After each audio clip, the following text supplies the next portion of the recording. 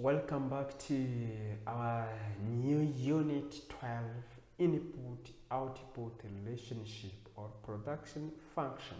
What is a production function? Remember that we are still in a production theory. In unit 12, input output relationship or production functions. So we're gonna see production function definition and the forms of expressive the production function, the law of diminishing returns and returns to scale, the law for returns to scale, the production of the firm, isoquants and isocost, isocost, and a unity summary. It is very small. Input output relationship. What are the production functions? Input-output relation expresses a functional relationship between quantities of inputs and output. It shows how and to what extent output changes with the variation in input during a specified period of time. Production function definition and the forms of expressing the production function. So the relationship between output and input is expressed as output equal to function of inputs. Select an enterprise of your choice and find out its output in a given period of time. Find out the input that were used in that period. In a group of 5, explain the meaning of the production function based on your findings. Illustrate the ways in which the production function can be expressed. As a research that you have mentioned, you can see that the production function is an expression of the relationship between physical quantities of input and the output. Ni ukuvuga ngo ni isano, ni ikigereranyo cy'isano iri hagati ya quantities twinjije twakoresheje mu buryo bwa production, noneho n'umusaruro wakuwemo muri izo quantities twakoresheje. Iyo sano iri hagati y'aho ngaho niyo bita production function. It shows the maximum output, igaragaza umusaruro twakuye muri ibyo twakoze, muri ibyo twaproducinze, that can be obtained from a given quantity of physical inputs. Uwo musaruro wavuye muri input twakoresheje niwo bita, iyo sano iri hagati y'ibyo twakoresheje n'umusaruro wavuyemo niwo bita production function. Remember that production, in other words, if you go in MK, fundamental economics, you will see that production is a process converting input into output. Ni ukuvuga ngo turafata input tuzihinduremo output. Input ni raw materials twafashe arizo tubona muri sectors of primary, none tukazihindura ibi semi-finished or finished products. So it is illustrated there as an expression. We have output on the graph on the right corner, on the vertical line, and the horizontal line we have a variable input, while we have total production. It is indicated the relationship between input and outputs. So this is an explanation about what we have seen there. So as a statement, quantity equal L labor, capital. Yeah, the relationship can be expressed mathematically. K is capital, N is land, M is organization, T is technology, and L is labor. F stands for functions. The left-hand side quantity represents the dependent variable, while the right-hand side represents the independent variable.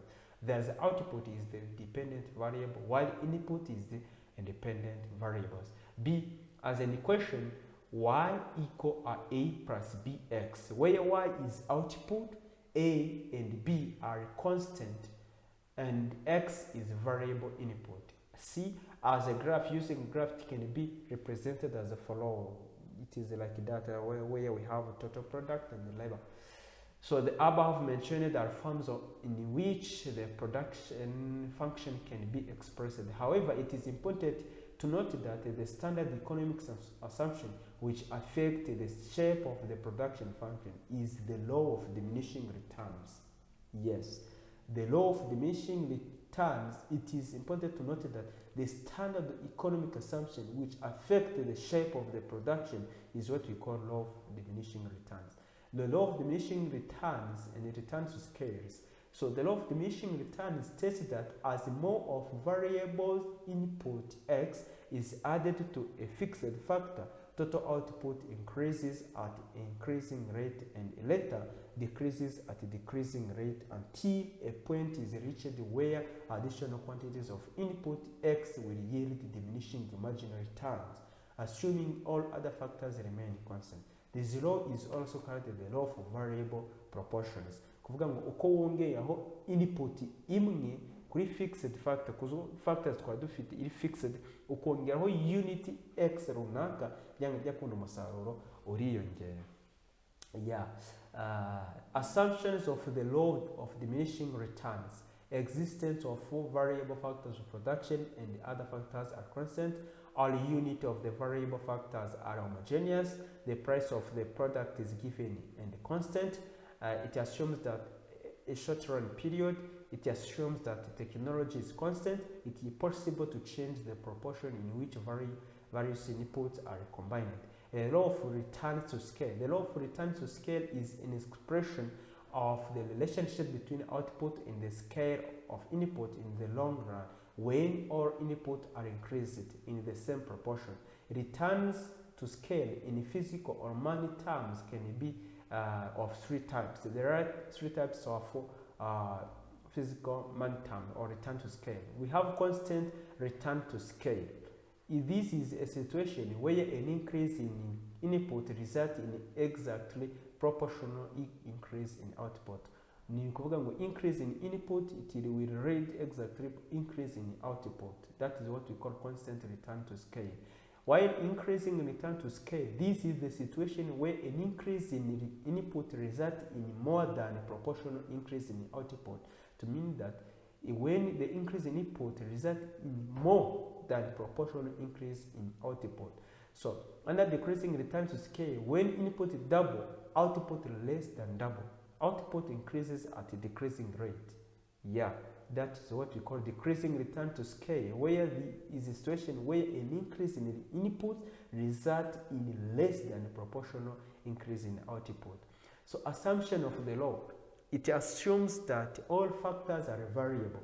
It assumes constant technology. It assumes that the product can be measured in physical quantities. It assumes perfect competition conditions. So the product of the farm, this is an activity that indicates the product of the farm. You have to see it carefully. So total product, what are the product of the farm? Given the following information, we have labor, total product, the average product, and the marginal product. So using the above case of input-output ratio in groups of 4, calculate the average product and marginal product and illustrate the relation between total product and the average product and the marginal product and make representation. So total product, this refers to total output resulting from the employment of all factors of product. It is illustrated there on the graph. While average product, this is the output per unit of variable factors employed. It is the total product divided by the total unit of variable factors. As more variable factors is employed, average product increases fast. Then it falls, and the point where average product is at maximum is referred to as a point of diminishing average productivity. It is illustrated here. Average product equal a total product over labor. Marginal product, this is the additional output produced by an extra unit of variable factors. It is the change in total product as a result of unit change in the variable factor. It is that output that results from employment of additional of a variable factors. Marginal product equal a total product over labor. While yeah, it is like that. It is very cheap. it is very cheap.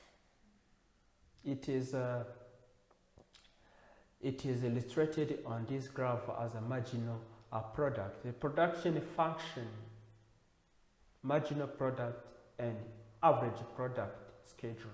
This is a combination of those that we have mentioned. So you have seen them, and you can analyze about the average product, how they have mentioned it using the formula that we have discussed before, and the marginal product as we have discussed before. So the relationship between total product and the marginal product and average product. So marginal product, as I have discovered, is a change in total product over change in labor. Change in total product over change in capital. All those are the formula. Now we are seeing the relation between total product and marginal product and average product. So the analysis of the table shows that the total average and marginal product increases at first, reach a maximum, and then start declining. The total product reaches its maximum when 6 units of labor are employed, and it declines. The average product continues to rise till the 4th unit, while the marginal product reaches its maximum at the 3rd unit of labor. Then they also fall. This is the explanation of the below graph: stage 1, stage 2, and stage 3. So note that the point of falling output is not the same for total average and marginal product curves. So this is the explanations about the curve that we are having there. So we have isoquants and isochorsts. Isoquants and isochorsts. Isoquants. So activity 12.6. Below is a table showing how a firm can vary unit of capital and labor to produce the same level of output of 200 units. Combination, we have A, B, C, D. Unit of capital 10, 7, 4, 2. Unit of labor 5, 10, 15, 20. And the total output to 200 by each combination. Given that the producer's income to spend on capital and labor is 200,000 Rwanda francs. In groups of 5, represent the above data on the graph. Discuss the properties of the graph. Make a presentation. It is very clear. So an isoquant now, what is an isoquant? Is a locus of points joining different input combinations. Isoquant ni locus point and the point whose different input combination capable of producing the same level of output. Combination ziriku producing the same level of output. An isoquant is also referred to as production and different curve. Production and different curve. Remember that we have seen it.